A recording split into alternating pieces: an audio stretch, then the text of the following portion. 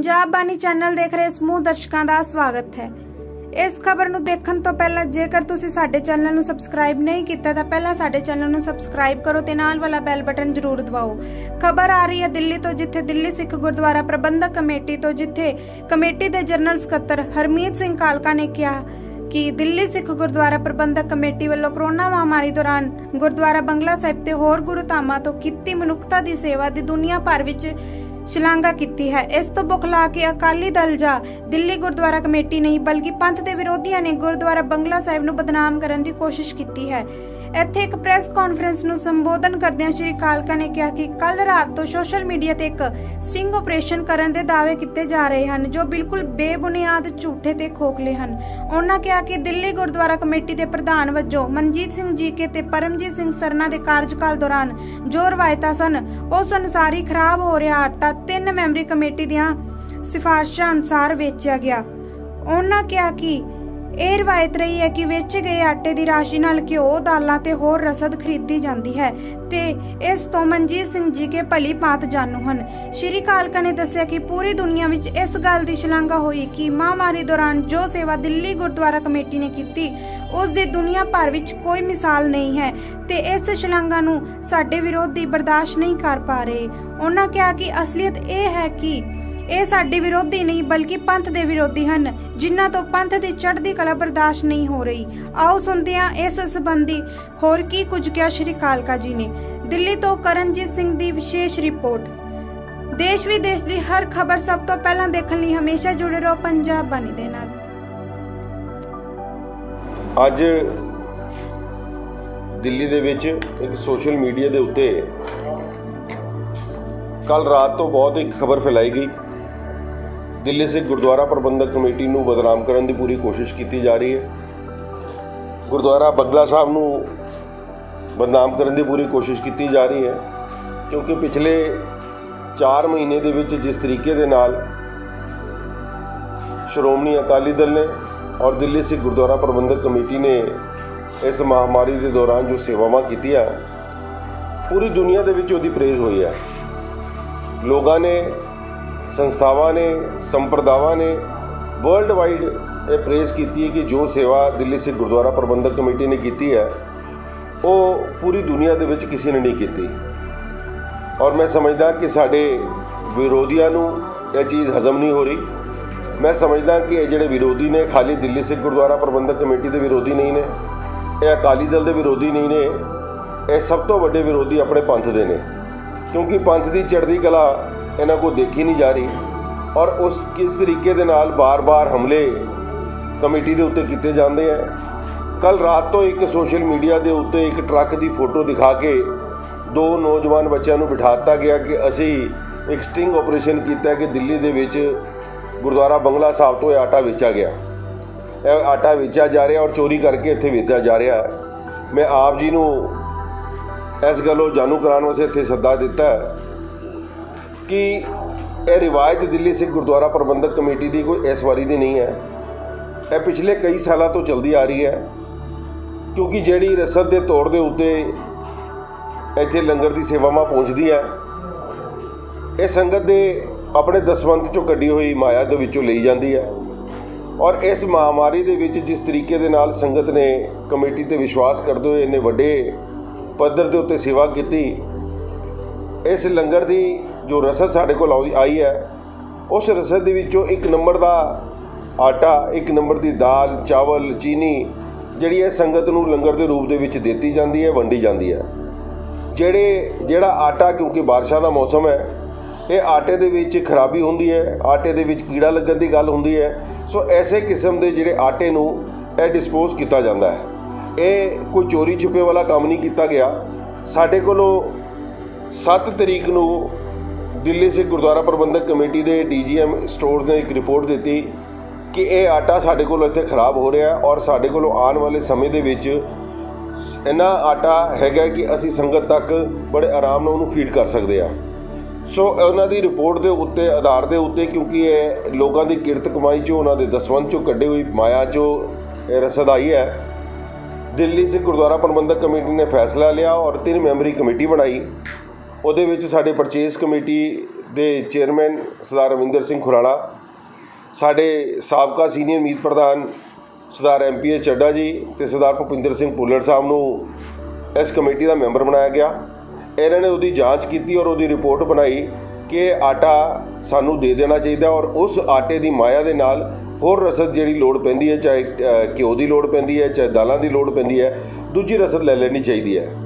ਇਸ ਕਰਕੇ ਇਹਨਾਂ ਨੇ ਉਹਦੇ ਉੱਤੇ ਕੋਟੇਸ਼ਨਸ ਕਾਲ ਕੀਤੀਆਂ, 8-10 ਵੈਂਡਰਸ ਬੁਲਾਏ ਗਏ ਔਰ ਜਿਨ੍ਹਾਂ ਨੇ ਕੋਟੇਸ਼ਨਸ ਪਾਈਆਂ ਸੀ ਔਰ ਨੈਗੋਸ਼ੀਏਟ ਕਰਨ ਤੋਂ ਬਾਅਦ ਇਹਦਾ ਫੈਸਲਾ ਲਿਆ ਗਿਆ। ਔਰ ਇਹ ਰਿਵਾਇਤ ਕੋਈ ਦਿੱਲੀ ਸਿੱਖ ਗੁਰਦੁਆਰਾ ਪ੍ਰਬੰਧਕ ਕਮੇਟੀ ਨੇ ਪਹਿਲੀ ਵਾਰ ਸ਼ੁਰੂ ਨਹੀਂ ਕੀਤੀ ਹੈ। ਇਹ 2009 ਦੇ ਵਿੱਚ ਸਰਦਾਰ ਪਰਮਜੀਤ ਸਿੰਘ ਸਰਨਾ ਨੇ ਇਹ ਆਟਾ ਇੱਥੋਂ ਦਿੱਤਾ ਔਰ ਇਹ ਆਰਡਰ ਉਹਦੇ ਅਸੀਂ ਦੇਖੇ, ਕਿਉਂਕਿ ਇਹ ਪਿਛਲੀ ਅਸੀਂ ਆਪਣੇ GM को पूछा कि क्या ये पुरानी रिवायत कभी हुई है कि कभी इस तरह आटा दिता गया, तो सानू उन्होंने ऑर्डर दिते और साड़ी जी रिपोर्ट बनी ਉਹਦੇ ਵਿੱਚ ਵੀ ਇਹ ਲਿਖਿਆ ਗਿਆ कि पुरानी जिस तरीके ਦੇ ਨਾਲ पुरानी कमेटियां करदियां आईयां उस तरीके ਦੇ ਨਾਲ ही इस आटे ਨੂੰ ਦਿੱਤਾ जाए। सो पुरानी कमेटियां ਦਾ ਤਾਂ ਇਹ ਹਿਸਾਬ ਸੀ कि ਕੱਲੇ ਕੱਲੇ ਸਾਈਨ ਦੇ ਉੱਤੇ ਉਹਨਾਂ ਨੇ डिसीजन ਲਏ और ਉਸ ਤੋਂ ਬਾਅਦ 2012 ਦੇ ਵਿੱਚ ਸਰਦਾਰ ਮਨਜੀਤ ਸਿੰਘ ਜੀਕੇ ਨੇ ਖੁਦ ਇਹ ਆਟਾ ਵੇਚਿਆ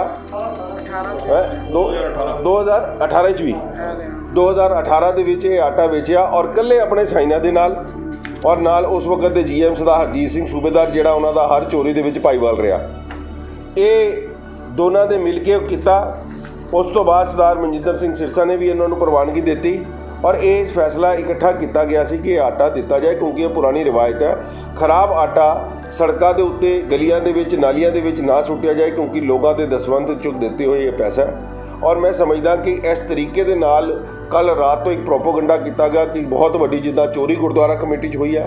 ਲੋਕਾਂ ਦੇ ਵਿੱਚ ਇੱਕ ਐਸਾ ਗੱਲ ਪਾਤੀ ਜਾਏ ਮਨਾਂ ਦੇ ਵਿੱਚ ਕਿ ਉਹ ਕਿਸੇ ਤਰੀਕੇ ਦੇ ਨਾਲ ਗੁਰਦੁਆਰਾ ਬੰਗਲਾ ਸਾਹਿਬ ਦਸਵੰਧ ਨਾ ਦੇਣ, ਦਿੱਲੀ ਸਿੱਖ ਗੁਰਦੁਆਰਾ ਪ੍ਰਬੰਧਕ ਕਮੇਟੀ ਨੂੰ ਦਸਵੰਧ ਨਾ ਦੇਣ ਔਰ ਇੱਕ ਐਸਾ ਮਾਹੌਲ ਬਣਾਉਣ ਦੀ ਕੋਸ਼ਿਸ਼ ਕੀਤੀ ਹੈ। ਮੈਂ ਇਸ ਕਰਕੇ ਔਰ ਮੈਨੂੰ ਹੁਣੇ ਪਤਾ ਚੱਲਿਆ ਕਿ ਸਰਦਾਰ ਮਨਜੀਤ ਸਿੰਘ ਜੀਕੇ ਨੇ ਹੁਣੇ ਬੜੀ ਇੱਕ ਪ੍ਰੈਸ ਕਾਨਫਰੰਸ ਵੀ ਕੀਤੀ ਹੈ ਤੁਹਾਡੇ ਲੋਕਾਂ ਨੂੰ ਉੱਥੇ ਬੁਲਾ ਕੇ। ਮੈਨੂੰ ਇਸ ਗੱਲ ਦੀ ਬੜੀ ਹੈਰਾਨੀ ਹੁੰਦੀ ਹੈ ਕਿ ਸਨ 2018 ਤੋਂ ਲੱਗੇ ਹੋਏ ਆਪਣੇ ਉੱਤੇ ਚੋਰੀ ਦੇ ਇਲਜ਼ਾਮ ਜਿਹੜੇ ਕੋਰਟ ਨੇ ਉਹਨਾਂ ਦੇ ਉੱਤੇ ਲਾਏ ਔਰ ਕੋਰਟ ਨੇ ਉਹਨਾਂ ਨੂੰ ਇੱਥੋਂ ਦਿੱਲੀ ਕਮੇਟੀ ਤੋਂ ਬਾਹਰ ਕੱਢਣ ਦੇ ਆਰਡਰ ਦਿੱਤੇ ਹੈ ਕਿ ਭਈ ਇਹਨਾਂ ਦੇ ਉੱਤੇ ਚੋਰੀ ਦੇ ਇਲਜ਼ਾਮ ਨੇ ਔਰ ਕਮੇਟੀ ਨੇ ਫੈਸਲਾ ਲੈ ਕੇ ਉਹਨਾਂ ਨੂੰ ਬਾਹਰ ਕੱਢਿਆ। ਮੈਂ ਸਮਝਦਾ ਕਿ ਉਹਦਾ ਦੇ ਅੱਜ 2 ਸਾਲਾਂ ਦੇ ਵਿੱਚ ਕਦੀ ਕੋਈ ਇਲਜ਼ਾਮ ਦੀ ਗੱਲ ਨਹੀਂ ਕੀਤੀ, ਕੋਈ ਆਪਣੇ ਉੱਤੇ ਲੱਗੇ ਹੋਏ ਦੋਸ਼ਾਂ ਦੀ ਗੱਲ ਨਹੀਂ ਕੀਤੀ, ਕੋਈ ਬਾਹਰੋਂ ਆਏ ਹੋਏ 51 ਲੱਖ ਰੁਪਏ ਦੀ ਗੱਲ ਨਹੀਂ ਕੀਤੀ। ਮੈਂ ਸਮਝਦਾ ਕਿ ਇਹ ਗੱਲਾਂ ਸਿਰਫ ਲੋਕਾਂ ਨੂੰ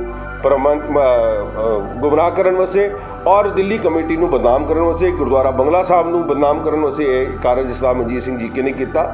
ਜਿਹੜੇ ਨੌਜਵਾਨ ਵੀਰਾਂ ਨੂੰ ਉੱਥੋਂ ਇਹ ਭੇਜਿਆ ਗਿਆ ਉਹ ਵੀ ਇਹਨਾਂ ਦੇ ਭਰਾ ਸਰਦਾਰ ਹਰਜੀਤ ਸਿੰਘ ਜੀਕੇ ਦੇ ਇਲਾਕੇ ਦੇ ਮੁੰਡੇ ਨੇ, ਜਿਨ੍ਹਾਂ ਨੂੰ ਜਾਂ ਤਾਂ ਉਹਨਾਂ ਨੇ ਪੈਸੇ ਦੇ ਕੇ ਭੇਜਿਆ ਜਾਂ ਉਹਨਾਂ ਨੂੰ ਕਿਸੇ ਲੋਭ ਲਾਲਚ ਵਿੱਚ ਭੇਜ ਕੇ ਸਟਿੰਗ ਆਪਰੇਸ਼ਨ ਕਰਾਉਣ ਦੀ ਕੋਸ਼ਿਸ਼ ਕੀਤੀ ਕਿ ਇਹ ਸਟਿੰਗ ਆਪਰੇਸ਼ਨ ਹੈ। ਬਟ ਸਰੇਆਮ ਹੈ ਇਸ ਵਕਤ ਵੀ ਉੱਥੇ ਗੁਰਦੁਆਰਾ ਬੰਗਲਾ ਸਾਹਿਬ ਲੰਗਰ ਹਾਲ ਦੇ ਵਿੱਚ ਆਟੇ ਦੇ ਉਹ ਟਰੱਕ ਲੱਗੇ ਹੋਏ ਨੇ, ਦਿਨ ਦੇ ਵਕਤ ਗੱਡੀਆਂ ਜਾ ਰਹੀਆਂ ਨੇ ਕਿ ਇਹ ਭਰ ਕੇ ਕਿ ਜਿਹੜਾ ਆਟਾ ਖਰਾਬ ਹੋ ਗਿਆ ਉਸ ਆਟੇ ਨੂੰ ਸਾਨੂੰ ਡਿਸਪੋਜ਼ ਕਰਨਾ ਚਾਹੀਦਾ।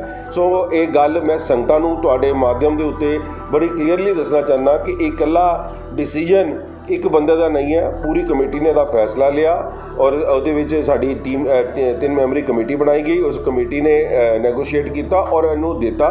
ਜਿਹੜਾ ਉਹਨਾਂ ਨੇ ਰੇਟਾਂ ਦੀ ਵੀ ਗੱਲ ਕੀਤੀ ਹੈ ਉਹ ਵੀ ਬੇਬੁਨਿਆਦ ਨੇ। 15-16 ਰੁਪਏ ਦੇ ਵਿੱਚ ਜੋ ਵੀ ਇਹ ਰੇਟ ਤੈਅ ਹੋਇਆ ਉਹਦੇ ਵਿੱਚ ਦਿੱਤਾ ਗਿਆ ਔਰ ਇਹ ਰੇਟ ਹੀ ਹੈ ਬਾਜ਼ਾਰ ਦੇ ਵਿੱਚ ਜਿਹੜਾ ਆਟਾ ਪੁਰਾਣਾ ਹੋ ਜਾਂਦਾ ਉਹਦਾ। ਇਸ ਕਰਕੇ ਇੱਕ ਬੰਦੇ ਦਾ ਕੰਮ ਨਹੀਂ ਸੀ, ਪੂਰੀ ਕਮੇਟੀ ਫਾਰਮ ਕਰਕੇ ਪੂਰੇ ਪ੍ਰੋਸੀਜਰ ਦੇ ਨਾਲ ਇਹਦਾ ਫੈਸਲਾ ਲਿਆ ਗਿਆ। ਔਰ ਮੈਂ ਸੁਚੇਤ ਕਰਨਾ ਚਾਹੁੰਦਾ ਤੁਹਾਡੇ ਮਾਧਿਅਮ ਦੇ ਰਾਹੀਂ ਸਰਦਾਰ ਮਨਜੀਤ ਸਿੰਘ ਜੀਕੇ ਨੂੰ ਜਾਂ ਹੋਰ ਵੀ ਜਿਹੜੀਆਂ ਆਪੋਜੀਸ਼ਨਾਂ ਕਰ ਰਹੀਆਂ ਇਸ ਮਾਮਲੇ ਦੇ ਉੱਤੇ ਕਿ ਜਿੰਨਾ ਮਰਜ਼ੀ ਤੁਸੀਂ ਲੋਕਾਂ ਨੂੰ ਗੁੰਮਰਾਹ ਕਰਨ ਦੀ ਕੋਸ਼ਿਸ਼ ਕਰੋ, ਮਗਰ ਲੋਕਾਂ ਨੇ ਇਹ ਸੇਵਾ ਦੇਖੀ ਹੈ ਦਿੱਲੀ ਸਿੱਖ ਗੁਰਦੁਆਰਾ ਪ੍ਰਬੰਧਕ ਕਮੇਟੀ ਦੀ ਕਿ ਪਿਛਲੇ 4 ਮਹੀਨਿਆਂ ਦੇ ਵਿੱਚ ਜਿਸ ਤਰੀਕੇ ਦੇ ਨਾਲ ਮਾਨਵਤਾ ਦੀ ਸੇਵਾ ਇਸ ਕਮੇਟੀ ਨੇ ਕੀਤੀ ਹੈ ਔਰ ਪੂਰੇ ਵਰਲਡ ਦੇ ਵਿੱਚ ਜਿੱਥੇ ਸ਼ਲਾਘਾ ਹੋਈ ਹੈ। ਤੁਹਾਡੀ ਇਹਨਾਂ ਹਰਕਤਾਂ ਨਾਲ ਕੋਈ ਫਰਕ ਨਹੀਂ ਪੈਣ ਵਾਲਾ। ਤੁਹਾਨੂੰ ਗੁਰੂ ਮਹਾਰਾਜ ਆਪ ਸੋਝੀ ਪਾਉਣ ਲੋਕਾਂ ਦੇ ਕਹਿਣ ਦੇ ਨਾਲ ਤੇ ਤੁਸੀਂ ਆਪਣੀ ਚੋਰੀਆਂ ਦੇ ਇਲਜ਼ਾਮ ਦੇ ਹੱਲੇ ਜਵਾਬ ਨਹੀਂ ਦੇ ਸਕੇ। ਮੈਂ ਸਮਝਦਾ ਗੁਰੂ ਮਹਾਰਾਜ ਆਪ ਜਾਣੀ ਜਾਣ ਨੇ।